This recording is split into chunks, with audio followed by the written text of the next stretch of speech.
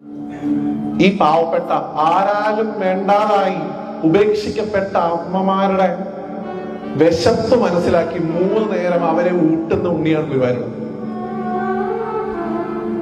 ഈ അന്നദാനം ഉണ്ടല്ലോ ഇവിടെ നടക്കുന്നത്, അന്നലക്ഷ്മി ഹാൾ, അവിടെ ഇരിക്കാൻ അധികാരപ്പെട്ടവരാണ്. നമുക്കത് പ്രസാദം. നമുക്ക് അവരെ സംബന്ധിച്ചിടത്തോളം സ്വന്തം മകൻ കൊടുക്കുന്ന ഭക്ഷണം വ്യത്യാസം. ജനിച്ച പാടെ ഒരമ്മയെ ഉപേക്ഷിക്കേണ്ടി വരും. 10ാമത്തെ വയസ്സിൽ തന്നെ ജീവന്റെ അപ്പുറത്തേക്ക് സ്നേഹിച്ച ഒരമ്മയെ ഉപേക്ഷിക്കേണ്ടി വരും. അതുകൊണ്ട് നിങ്ങളെപ്പോലുള്ള അമ്മമാര് വന്ന് മഞ്ജുളാന്റെ അവിടെ വിളിച്ചാലും ഭഗവാൻ കേൾക്കും. നിങ്ങളെപ്പോലുള്ള അമ്മമാര് വീട്ടിൽ നിന്ന് വിളിച്ചാലും ഗുരുവായൂരപ്പൻ കേൾക്കും.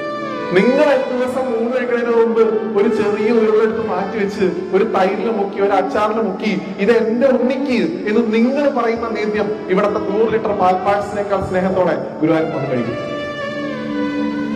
അത് ആ അമ്മമാരുള്ള സ്നേഹം.